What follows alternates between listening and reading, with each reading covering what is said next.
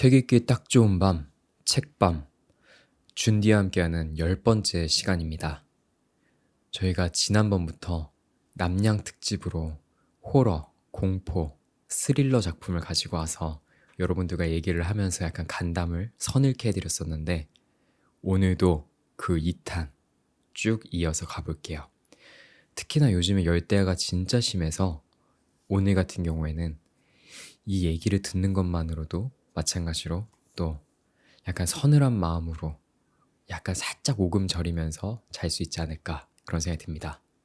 지난번에 저희가 정보라 작가의 저주토끼를 얘기하면서 국내 호러 문학에 대해서 얘기를 했다면 오늘은 해외로 갈 겁니다. 오늘은 총 2편의 책을 조금씩 다룰 예정인데요. 첫 번째, 에드거 앨런 포 단편선 가지고 왔거든요. 이 포 작가 같은 경우에는 북미 쪽에 호러 스릴러의 진짜 대부라고 할 수 있는 분이거든요. 이분의 작품 중에 검은 고양이 이 책을 다룰 예정이고요. 그리고 나서 북미를 봤다면 남미로 가겠습니다. 오라시오 키로카의 사랑, 광기, 그리고 죽음의 이야기 이 책도 다룰 건데요. 이 책 안에서는 목 잘린 닭 이 작품을 다룰 예정입니다.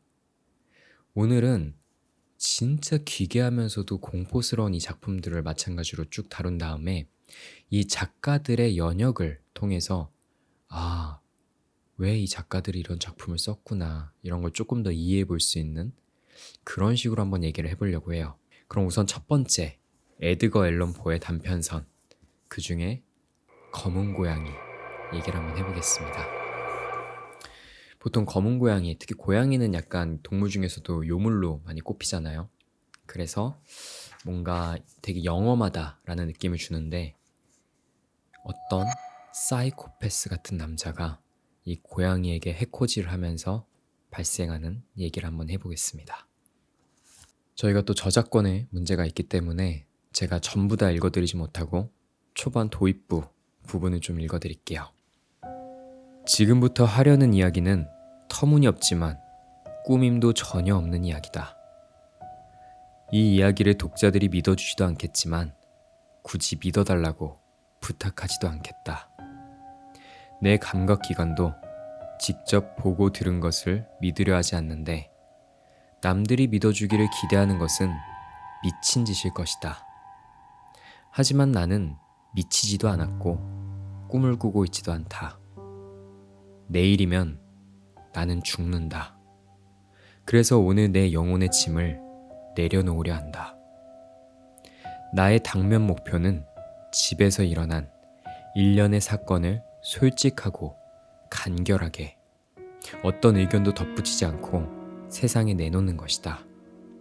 이 사건들을 나는 공포로 몰아넣고 괴롭혔으며 끝내 파멸시켰다. 하지만 나는 시시콜콜 설명하려 되지 않겠다. 나에게는 그 사건들이 공포밖에 주지 않았지만 다른 사람들에게는 무섭다기보다 기괴하게 여겨질 것이다. 어쩌면 훗날 어떤 지성인이 나타나 나의 망상을 평범하고 흔해 빠진 일로 만들어 버릴지도 모른다. 나보다 냉철하고 논리적이고 차분한 그 지성인은 지금부터 내가 두려운 마음으로 기술할 상황 속에서 아주 자연스러운 원인과 결과가 예사롭게 연결되는 것 말고는 어떤 것도 감지하지 못할 것이다. 나는 어릴 적부터 유순하고 다정한 아이로 알려져 있었다. 정이 너무 많아서 친구들에게 놀림을 당할 정도였다. 나는 특히 동물을 좋아해서 부모님은 내가 다양한 반려동물을 키우게 해주셨다. 나는 대부분의 시간을 이 동물들과 함께 보냈고 녀석들을 먹이고 쓰다듬으며 귀여워할 때만큼 행복한 시간은 없었다. 이런 성향은 자랄수록 점점 더해져서 어른이 되었을 때는 그것이 내 즐거움의 주요 원천이 되었다. 충성스럽고 영리한 개에게 애정을 품어본 적이 있는 사람에게는 그런 교감을 통해 얻을 수 있는 만족감이 어떤 것인지, 또 얼마나 강렬한 것인지를 굳이 설명할 필요가 없을 것이다. 사심이라고는 전혀 없는 헌신적인 동물의 사랑에는 그저 이름뿐인 인간의 하찮은 우정과 덧없는 충성을 수시로 맛보았던 사람의 마음에 직접 와닿는 무언가가 있다. 일찍 결혼한 나는 아내한테서 나와 그런대로 잘 맞는 기질을 발견하고 만족했다. 내가 반려동물을 유난히 좋아하는 것을 보고 아내는 기회가 생길 때마다 그 기회를 놓치지 않고 마음에 드는 반려동물을 사들였다. 결국 우리는 여러 종류의 새와 금붕어, 멋진 개 한 마리, 토끼 몇 마리, 작은 원숭이 한 마리, 그리고 고양이 한 마리를 키우게 되었다. 여기서 이제 고양이에 대한 얘기가 나옵니다. 이 고양이는 검은 고양이였어요. 이름은 플루토였고 굉장히 이뻐합니다. 근데 이 작가가 여기 나와 있는 주인공이 이렇게 쭉 살다가 아까 얘기했던 것처럼 굉장히 다정하고 동물들한테도 굉장히 사랑스럽고 다정하게 잘 대해줬던 그런 사람이었는데 이게 음주병이 생겼다고 합니다.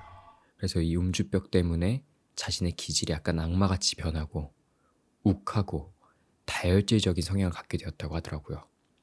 그때부터 이 동물들을 괴롭히기 시작합니다. 그리고 특히나 이 마지막까지 검은 고양이는 그래도 계속 예뻐하고 유대감을 유지했는데 어느 날 이 검은 고양이의 행동 하나가 이 주인공의 마음을 굉장히 기분 나쁘게 해서 그 검은 고양이의 누나를 파버리는 일을 합니다. 눈을 파고 나서도 그 검은 고양이는 한동안 살아있었는데 그 이후에 어떤 사건이 또 벌어져서 그때 검은 고양이는 완전히 사라지게 되죠.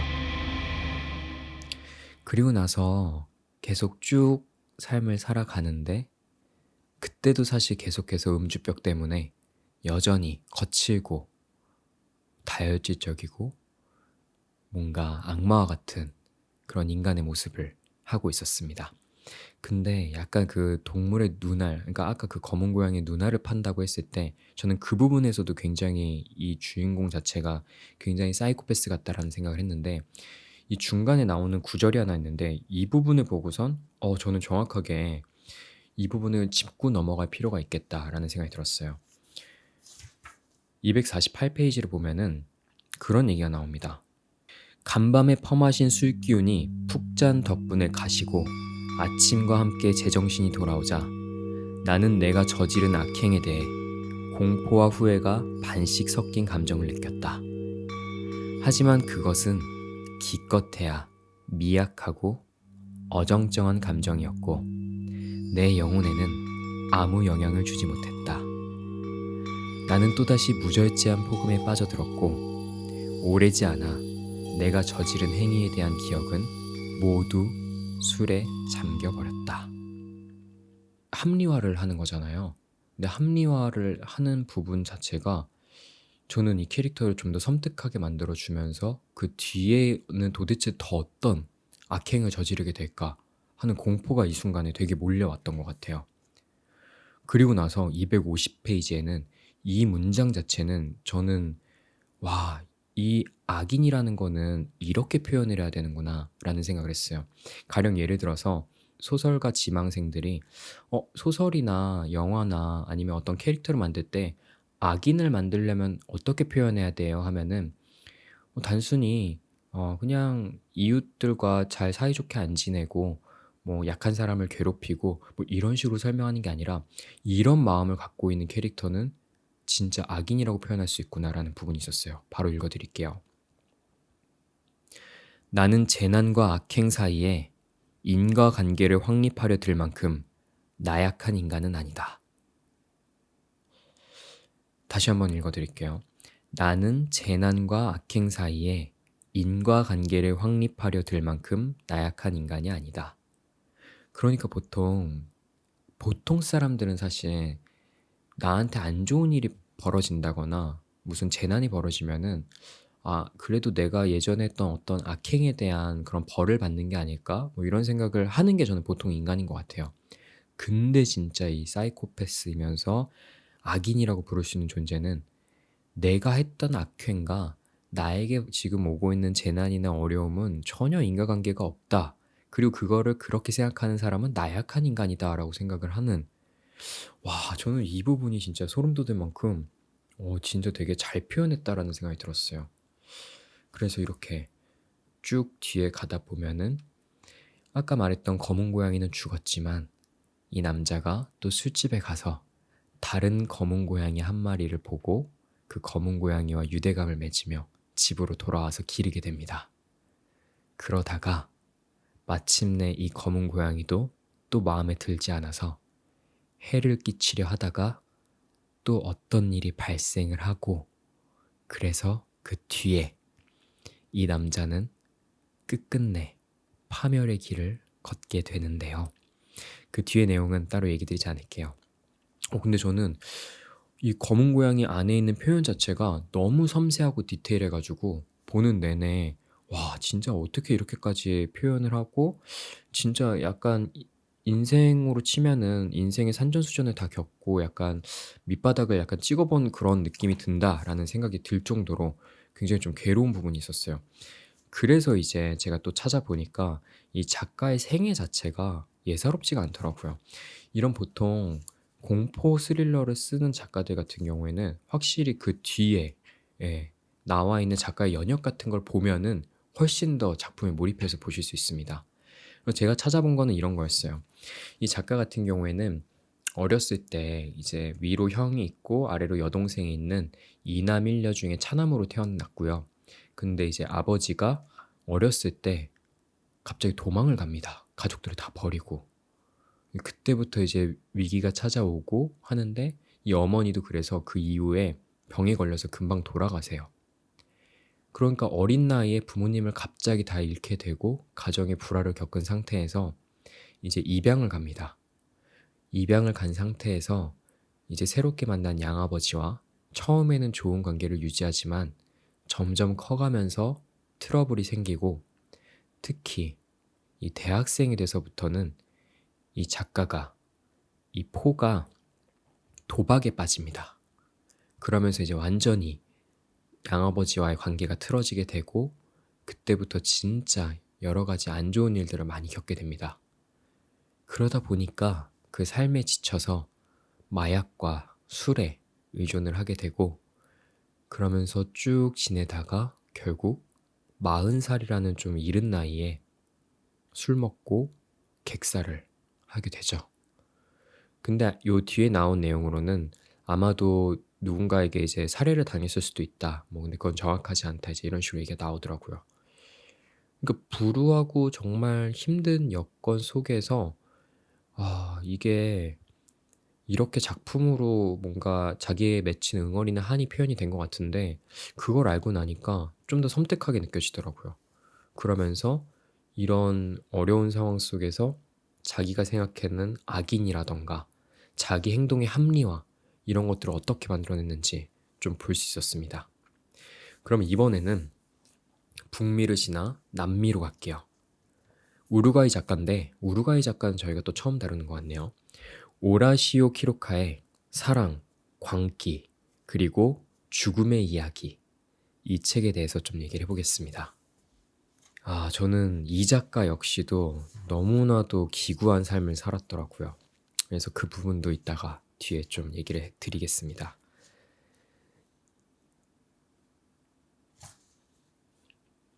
키로가의 대표작이라고 할 수 있는 목 잘린 닭을 마찬가지로 앞부분 조금 읽어보겠습니다.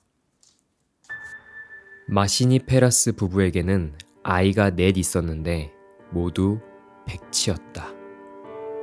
아이들은 온종일 앞마당에 있는 벤치에 앉아 시간을 보냈다. 하는 일이라곤 늘 입을 벌리고 해 벌린 상태에서 혀를 내민 채 초점 없는 멍한 시선으로 주변을 두리번 거리는 것이 고작이었다. 아이들이 앉아있는 앞마당도 그럴싸한 정원이라기보다는 서쪽을 벽돌담으로 막아놓은 맨 땅에 불과했다. 아이들은 담에서 5m 정도 떨어진 곳에 놓아둔 벤치에서 꼼짝도 않고 그 벽돌만 빤히 쳐다보았다. 해가 서쪽 언덕 뒤로 사라질 무렵이면 아이들은 자기들만의 잔치를 벌였다.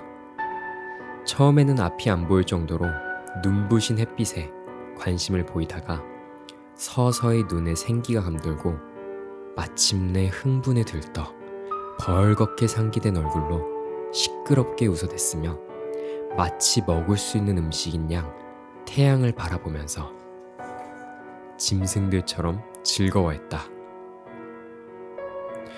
이렇게 네 아이가 있었는데 이 네 아이가 다 백치였던 거예요. 약간 백치라고 하면은 어떤 기본적인 그런 생각이나 이런 것들을 한다기보다는 그냥 하루 종일 약간 멍하게 있고 약간 알 수 없는 행동들을 하는 그런 식으로 생각을 하시면 될 것 같아요. 근데 이 백치인 아이들 같은 경우에도 한 명 한 명 태어날 때는 굉장히 그 부모에게 있어서는 큰 사랑이자 기쁨이었던 때가 있었더라고요. 첫째 아이가 태어나고 나서 너무너무 예뻐하고 잘 키웠는데 정확히 한 18개월쯤 됐을 때 갑자기 경련을 일으키면서 아파하고 의사가 진료를 하고 나니까 이 아이가 앞으로 그런 백치로 살 거라고 이제 진단을 내리는 장면이 나옵니다. 근데 여기서 저는 이 작품에 있어서의 공포는 이게 개인한테서 굉장히 찾아오는구나라고 느꼈던 게 여기에서 이제 의사가 부모님들한테 하나씩 얘기를 해줘요. 일단은 이 아이의 병 같은 경우에는 부계 유전, 그러니까 아버지 쪽에서 유전이 돼서 온 병인 것 같은데 특히나 할아버지가 굉장히 방탕한 삶을 살았기 때문에 이 손자가 이런 병을 앓게 되는 것이다 라고 얘기를 해주고요. 그 엄마한테는 엄마 자체가 얘기를 할 때마다 약간 폐에서 쇳소리 같은 게 나니까 폐가 굉장히 안 좋은 것 같다 라고 얘기를 해줍니다.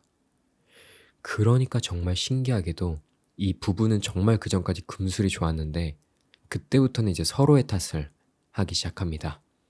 이 아이들의 불행이 마치 남편에게서 온 것처럼 부인은 남편을 증오하고 남편은 또 마찬가지로 몸이 온전치 않은 부인 때문에 이런 일이 발생한 거라고 부인을 미워하게 됩니다. 이런 식으로 쭉 서로를 미워하다가 그러다가 또 사랑을 나누고 둘째를 낳는데 둘째도 마찬가지로 두 돌이 넘기지 않은 시점에 똑같이 병에 걸려서 문제가 발생합니다. 그리고 나서도 부부는 포기하지 않아요. 계속해서 아이를 낳습니다. 셋째를 낳았는데 셋째도 두 돌을 넘기지 못하고 또 똑같이 백치가 됩니다. 그리고 넷째까지도 백치가 돼요. 그리고 나서 그 두 부부는 그래도 이 낳은 아이들을 조금씩 돌보면서 살아가고 있었는데 마지막으로 한 번 더 아이를 낳기로 결심을 하고 사랑을 나누고 딸을 낳습니다. 근데 이 딸은 정말 다행히도 아프지 않고 쭉 건강하게 자랍니다. 위로 백치가 된 이미 형제들이 4명이나 있는데 이 막내딸만큼은 백치가 되지 않고 잘 큰 거죠. 그러니까 그때부터 이 두 부모는 이 막내딸한테만 사랑을 주기 시작하고 이 아이들을 돌보지 않습니다. 그러면서 뒤에 내용이 쭉 이어지게 되는데 근데 저는 이 책에서 느낀 공포의 약간 원인이나 시발점 같은 경우에는 그런 부분에서 오는 것 같아요. 약간 예상이 되는 부분들이 사실 굉장히 공포스러운 것 같아요. 첫 번째 아이도 백치가 됐고 두 번째 아이도 백치가 됐고 세 번째 아이도 백치가 됐고 네 번째도 피하지 못했잖아요. 근데 다섯 번째 딸만큼은 백치가 안 됐어요. 근데 이 상황에서 아마 보시는 분들이나 들으시는 분들도 마찬가지로 그 딸도 분명히 어떤 불행이 찾아오지 않을까라는 생각이 들었을 것 같아요. 저도 마찬가지로 읽으면서 그랬거든요. 그러다 보니까 이 뒤에 어떤 내용이 나오게 될지는 모르지만 그때부터 벌써 긴장이 되고 약간 공포감이 생기더라고요.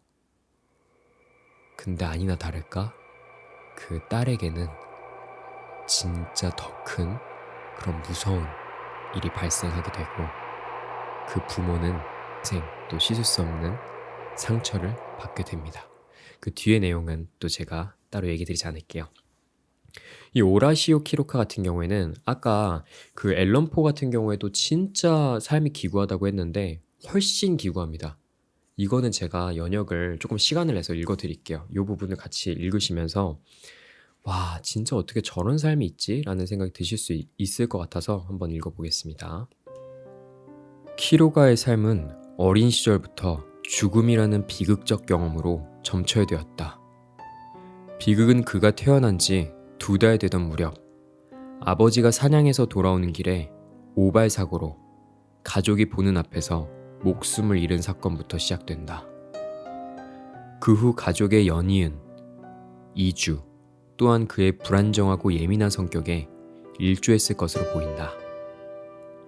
어머니가 재혼하면서 어린 키로가는 을붓아버지와 어렵게 가족의 정을 쌓아 나가지만 얼마 지나지 않아 을붓아버지마저 뇌출혈로 쓰러져 불구가 되는 비극을 맞이한다.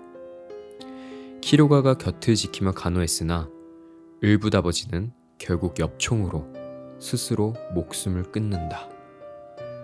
당시 17살이었던 키로가는 그 장면을 목격하고 엄청난 충격을 받는다. 하지만 운명의 여신은 키로가를 놓아주지 않는다. 이번에는 단순히 죽음을 목격자로 그치는 게 아니라 물론 실수로 한 거지만 비극적 사건의 한복판에 서게 됨으로써 삶의 행로가 완전히 바뀐다. 1902년 키로가는 함께 문학적 열정을 나누던 친구 페란도가 난처한 사건에 처하자 증인 자격으로 나선다. 그런데 그가 총을 살펴보던 중 오발 사고가 나 페란도는 그 자리에서 목숨을 잃는다. 이 사건으로 충격을 받은 키로가는 몬테비데오를 떠나 부에노스아이레스에 있는 누나의 집으로 피신한다. 1910년에는 누나와 형이 장티푸스로 때이른 죽음을 맞이한다. 부모의 완강한 반대를 무릅쓰고 결혼한 아내 역시 비극적 삶을 맞으면서 키로가는 파국의 삶에 한 걸음 더 다가서게 된다. 결혼 6년째 되던 해 음독 자살을 시도한 아내는 사경을 헤맨 끝에 결국 세상을 떠났다. 오지에서 혼자 쓸쓸히 아내의 죽음을 지켜본 키로가는 이 사건에 대해 죽을 때까지 입을 열지 않았다. 청년 시절 친구이자 든든한 후원자였던 테라 박사의 쿠데타에 항거하기 위해 목숨을 끊는 비극적인 사건도 일어난다. 부름 덕분에 외교관으로서 안정적인 생활을 하던 키로가는 모든 직책에서 물러나게 되었고 그의 삶은 커다란 혼란과 불안에 빠진다. 비극의 소용돌이는 결국 우리의 주인공을 집어삼키고 만다. 1937년 위암 판정을 받은 키로가는 병원에 입원해 치료를 받던 중 청산가리를 마시고 자살한다. 하지만 여기서 끝이 아닙니다. 그가 죽고 몇 달 뒤 장녀인 에글레가 그리고 몇 년 후에는 장남인 다리오가 자살로 삶을 마감한다. 이로써 키로가의 삶을 집요하게 따라다녔던 죽음의 저주가 대단원의 막을 내린다.